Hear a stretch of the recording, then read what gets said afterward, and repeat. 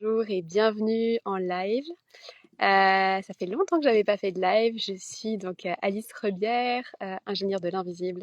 Je passe à l'invisible pour transformer la matière et c'est exactement ce que je te propose aussi. Aujourd'hui, j'ai envie de vous parler du film La bataille de Gaulle qui est sorti le 26 juin. Je l'ai vu hier et j'ai adoré. J'ai trouvé que ce film, il était incroyable en termes de pépites, notamment pour les entrepreneurs, en termes de pépites sur le succès, sur le leadership. Vraiment, si vous l'avez pas encore vu, je vous conseille vivement de le voir. Et du coup, ce que j'ai envie de vous proposer, c'est un décodage justement des messages qu'il y a dans ce film et de voir comment est-ce que vous pouvez vous les approprier et comment est-ce que ça peut vous servir aussi pour construire votre propre succès. Donc voilà, c'est un petit peu ce qu'on va voir ensemble lors de ce live. Bonjour Sandrine, bienvenue ici. Donc, le film, il commence au moment où la France capitule. 1940, l'Allemagne envahit la France et du coup, la France se laisse happer par la vision de quelqu'un qui est défaitiste, qui prend ce qui se passe autour comme une réalité.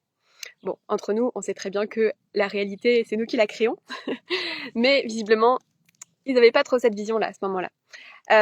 Et là, De Gaulle, qui est que un général qui est tout juste promu, sans troupes, sans mandat, sans légitimité, il n'a jamais été élu de quoi que ce soit, donc pas de légitimité officielle. Il part seul à Londres.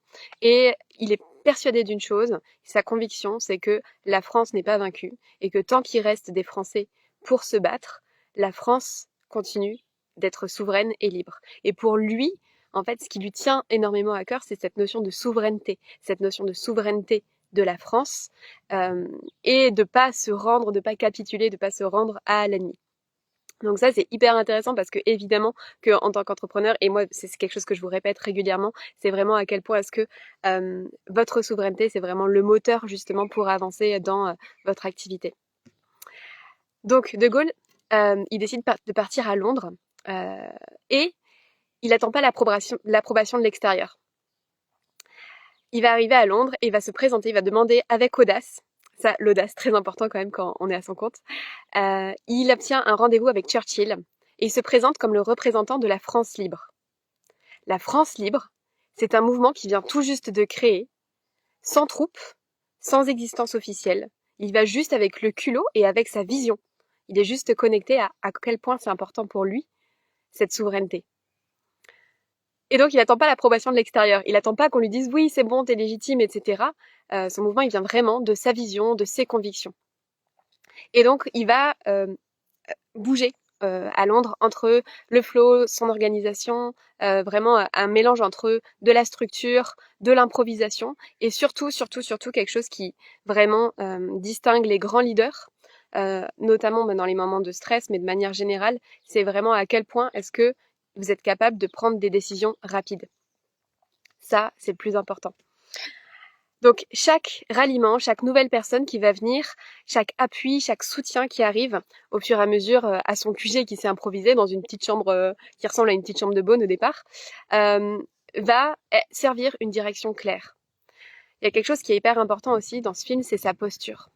C'est à aucun moment il va montrer des failles, à aucun moment il va montrer qu'il doute de sa vision. C'est-à-dire qu'il y a des moments de faille, de vulnérabilité humaine, normale, mais à aucun moment il montre qu'il doute de sa vision. Lui, sa vérité, c'est que la France est encore libre et que la France peut gagner. Lui, il a une certitude qui est collée à sa peau, c'est vraiment que la France va trouver la victoire.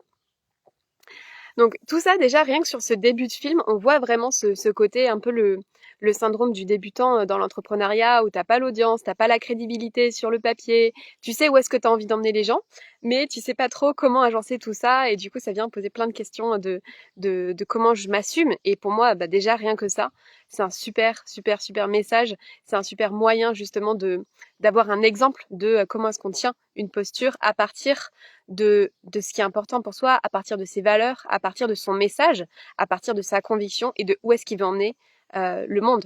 Il veut emmener le monde à la France gagne. Donc, comme je vous disais, il y a toute cette partie où il va avec beaucoup d'audace voir Churchill se présenter le représentant de la France libre. Et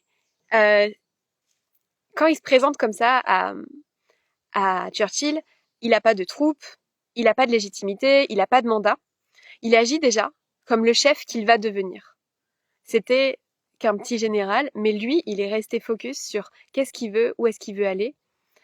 Et ça, c'est génial parce que c'est exactement ce qu'on veut faire dans Hold the Frequency of Success. C'est décider depuis le futur soi. Parce que à ce moment-là, ce qu'il fait, c'est que il se base vraiment sur le principe de la rétrocausalité. Alors évidemment, il n'utilisait pas ces mots-là à l'époque, mais c'est vraiment la scène de la rétrocausalité par excellence parce que il décide depuis l'identité du leader qu'il veut incarner, et du coup, il va dans cette posture de leader pour se présenter à son entourage, aux personnes qui va croiser et aux personnes qui peuvent venir le soutenir. Après ça, derrière, en fait, tout le monde est en train dans cette cacophonie où tout le monde doute de lui. Il y a quand même un point qui est hyper important, je trouve, c'est que De Gaulle, il reste branché, toujours comme je disais tout à l'heure, sur sa souveraineté. Pour lui, sa vision, ça part vraiment depuis un désir, depuis c'est pas un réflexe de survie en fait. Tout le monde autour est un réflexe de survie en mode il faut pas perdre la guerre. Donc vous connaissez un petit peu la notion de justement d'objectif, de comment est-ce qu'on les formule. Déjà, si tu formules ton objectif comme il faut pas perdre la guerre, t'es mal barré parce que ça part d'une formulation négative. Et du coup, tout le monde autour de lui est en réflexe de survie. Donc, comment faire pour ne pas capituler, pour réussir à négocier, se protéger, etc. Lui, ça part de son désir de souveraineté. Et pendant tout le film, il tient sa vision, quoi qu'il se passe autour, à quel point est-ce que le Royaume-Uni et Churchill a envie de prendre l'ascendant sur lui, sur la France, qu'il le convoque, alors qu'il dit non, en fait, il peut venir me voir, il peut venir me chercher de lui-même, mais en fait, je ne suis pas subordonnée de l'Angleterre, je ne suis pas subordonnée de l'Amérique, je veux tenir ma posture de la France est un pays souverain, la France est un pays fort, et donc il part vraiment de ce désir, de cette conviction pour pouvoir aller créer derrière ce qu'il veut.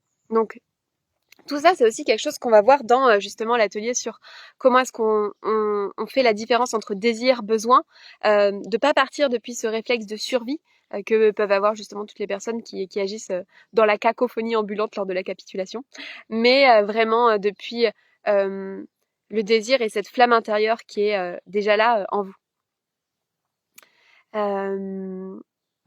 Voilà. Et donc, ce qui est intéressant aussi, c'est que il y a quelque chose, c'est vraiment l'esprit de risque. Parce que régulièrement dans le film, que ce soit au début, mais même ensuite, notamment par rapport à Bir Hakeim, par rapport à d'autres batailles aussi, il y a toujours cette notion de oui, c'est risqué, non, c'est pas raisonnable, mais par contre, je sais pourquoi j'y vais, je sais quelle est la conviction, et en fait, on lâchera rien. Et ça, c'est génial parce que je trouve que c'est aussi une magnifique métaphore. Et d'ailleurs, Churchill, il hésite beaucoup au départ à lui faire confiance. Il y a vraiment des échanges avec je sais pas si c'est ses ministres ou en tout cas d'autres personnes anglaises. Je retiens pas les noms, moi, dans les films. Et du coup, ce qui est intéressant, c'est qu'il doute énormément de est-ce que je lui accorde ma confiance ou pas, comment est-ce que je le fais. Vraiment, ça serait plus stratégique de proposer à Darlan d'être allié. Et du coup, de choisir justement comment est-ce que ça peut être l'un ou l'autre et les différences. Et clairement, c'est absolument pas stratégique du tout de faire le choix de De Gaulle. Mais ce qui convient, ce qui convainc, je vais y arriver, ce qui convainc Churchill, c'est cette conviction, justement. Cette posture, cette droiture, le fait que quoi qu'il se passe autour, il lâche pas. Et d'ailleurs, c'est intéressant, son premier support qu'il arrive à convaincre, au début, il lui tourne le dos aussi. Il lui dit non, en fait, c'est pas possible. Tout le monde lui dit c'est pas possible, c'est pas possible, c'est pas possible. Et pourtant, il reste fixé sur à quel point si c'est possible. Et il n'avait pas en train de chercher à convaincre les autres. Il est juste dans sa posture et il énonce sa vérité. Peu importe ce que l'extérieur en dit, en fait, finalement. Et son message, il résonne.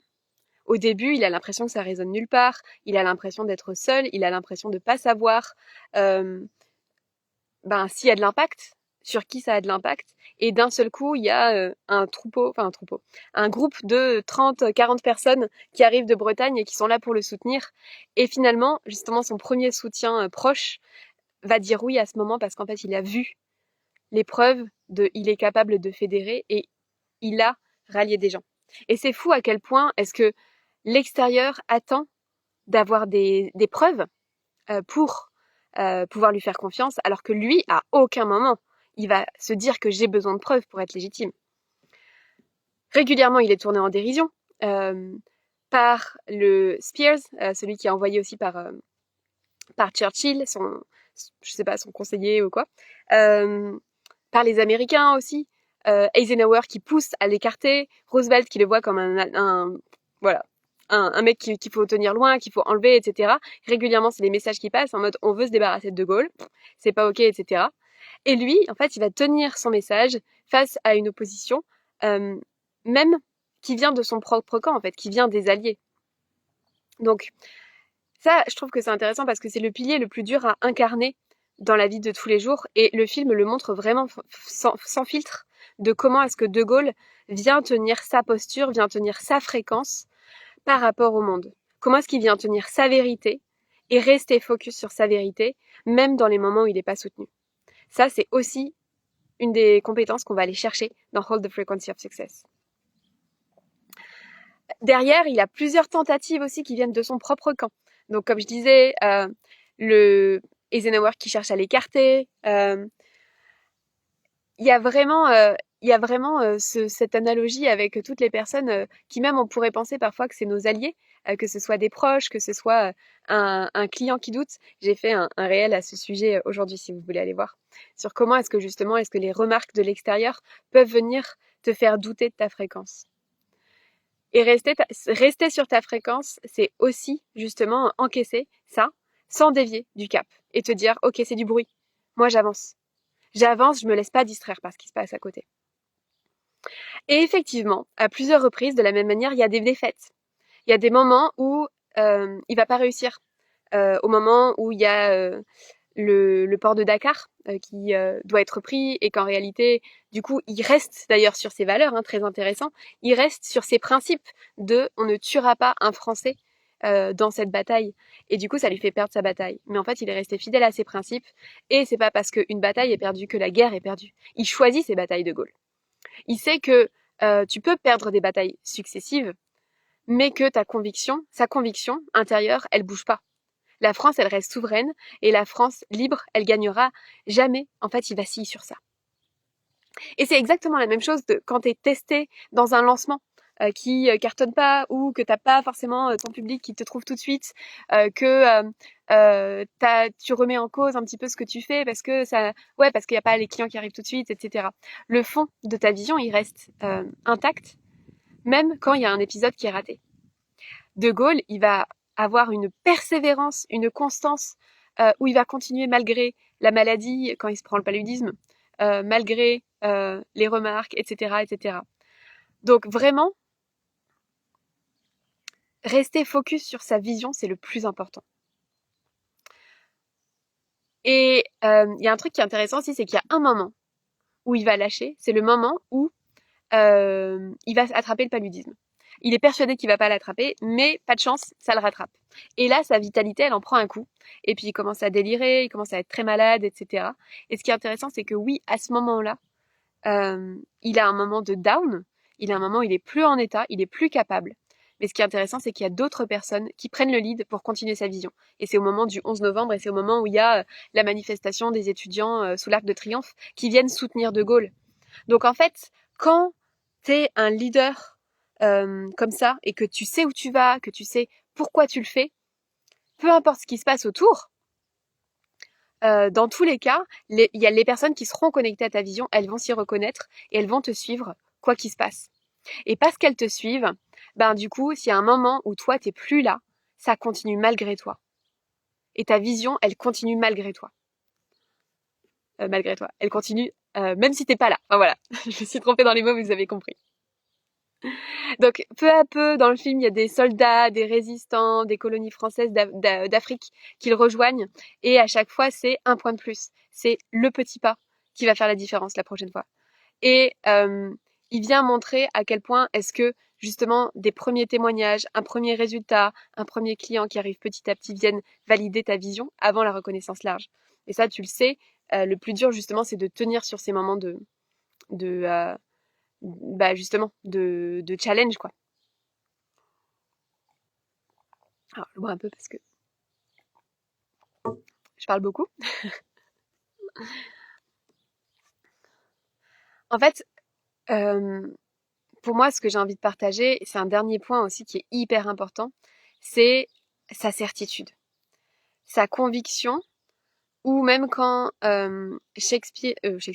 Churchill choisit un nouveau représentant de la France libre à la place de Gaulle, il choisit un autre général. De Gaulle se retrouve face à ce général. Le général attend que De Gaulle cède, je vais y arriver, je sais plus parler, le nouveau général attend que De Gaulle cède et du coup reconnaisse sa supériorité. Et De Gaulle reste ancré sur sa posture et ne va pas s'abaisser à ça. Et du coup, finalement, devant la conviction De Gaulle, c'est l'autre qui va dire à vos ordres, mon général. Et tous ces petits détails, c'est juste excellent parce que ça montre à quel point dans chaque situation il est challengé. À chaque fois, c'est vraiment, enfin, c'est pas pour rien que ça s'appelle la bataille de Gaulle, quoi. C'est pas juste une bataille de guerre. C'est sa bataille de ses convictions, de sa vision, de où est-ce qu'il veut aller. Le moment où il y a l'allié britannique qui vient bombarder toute la flotte française à Mers el-Kébir, pareil, c'est les moments en fait de défaite, les moments qui viennent t'ancrer dans le doute, qui viennent te ramener dans tes peurs, l'isolement aussi, l'isolement qui est quasi total au début, où il est seul, il a même pas sa famille, il a personne, euh, tout le monde lui tourne le dos à l'ambassade de Londres et il se retrouve seul, mais il continue, il a cette certitude, ce no matter what happens, I will go on. Et ça pareil, c'est quelque chose qu'on va venir muscler dans Hold the Frequency of Success. Peu importe à quel point il y aura des moments de down, des moments de fatigue, des moments d'isolement, des moments de critique, des moments challengeants. Tu peux tenir le cap et ton mouvement, il va continuer. Donc, je vais m'arrêter là parce que je pourrais continuer encore beaucoup, mais du coup, ça donne déjà un petit aperçu et avec joie d'écouter vos retours aussi sur ce que vous avez vu de ce film dans les commentaires si le cœur vous en dit. J'ai envie de conclure avec ce truc de rappeler que c'est pas l'absence de doute qui fait la différence, mais la capacité à rester droit et aligné sur sa vision, quoi qu'il se passe autour. Et ça, c'est exactement ce qu'on va faire dans Hold the Frequency of Success. Donc, ce cycle, cet espace, il s'ouvre le 25 juillet officiellement. Donc dans 11 jours, puisque là on est le 14 juillet, franchement, faire un zoom sur le général de Gaulle et sur la souveraineté de la France le 14 juillet, je trouve que c'est plutôt pas mal en termes de synchronicité, c'était pas prémédité. Donc Hold the Frequency of Success, on commence le 25 juillet, tu peux t'inscrire dès maintenant. T'as le lien dans ma bio. Il y a une petite particularité, c'est que pour les personnes qui s'inscrivent cette semaine, vous avez droit à 2 one-to-one offerts avec moi. En plus du coup du programme de Hold the Frequency of Success. Et du coup, on va vraiment être ensemble pendant 6 mois dans ce contenant, dans cet espace, pour que tu puisses tenir ta fréquence, pour que tu puisses rester focus vraiment sur justement sur ce qui est important pour toi, sur ton mouvement, pour savoir où est-ce que tu vas et pas lâcher. Et il y a quelque chose que j'ai envie de te partager. Tiens, j'avais pas prévu non plus de parler de ça, mais je me dis ça peut être intéressant. Avant, du coup, dans ma vie d'avant, j'étais ingénieure en procédés laser. Et ce que j'ai appris du laser, c'est qu'un laser, il impacte la matière grâce à des caractéristiques particulières. Sa fréquence ou sa longueur d'onde. On va dire sa fréquence parce que c'est plus courant. Donc c'est son identité unique. C'est vraiment qui il est. Il y a son énergie qui est corrélée à sa puissance. Et surtout, il y a le focus. À quel point est-ce que l'énergie va être concentrée ou dissipée sur un point en particulier. Et De Gaulle, c'est exactement ça. Au départ, il n'y avait pas beaucoup de puissance, il n'avait pas de troupes, il n'avait pas de moyens, mais par contre, il avait un focus qui était total. Et donc derrière, en fait, ça crée justement l'énergie qui va vers un point, la France libre, son mouvement. Et c'est parce qu'il est aussi focus que la puissance, elle finit par croire et que ça crée des effets boule de neige. Et que derrière, il y a des ralliements, il y a des personnes qui arrivent, on lui fait confiance. Il est nommé comme l'interlocuteur du coup officiel qui représente justement la résistance française. Il y a la bataille de Bir Hakeim, il y a le 11 novembre à l'Arc de Triomphe. Et tout ça, c'est jusqu'à ce que justement il devienne la force qu'on lui connaît aujourd'hui. Donc l'idée de Hold the Frequency of Success, c'est pas d'avoir plus de puissance dès le départ, mais c'est de rester focus sur ta fréquence, sur toi, et c'est parce que t'es focus sur toi que, du coup, derrière, la puissance va venir. Voilà. Je vois qu'il y a des personnes qui nous rejoignent maintenant. Je termine ce live, mais vous pouvez l'écouter en replay.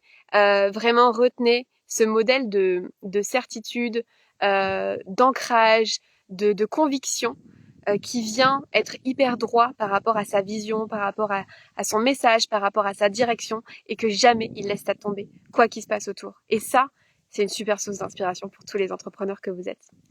Donc, beau visionnage du film si vous ne l'avez pas encore vu. Et pour s'inscrire dans Hold the Frequency of Success, c'est dans ma bio. Je vous rappelle, 2 one-to-one offerts avec moi pour les réservations qui se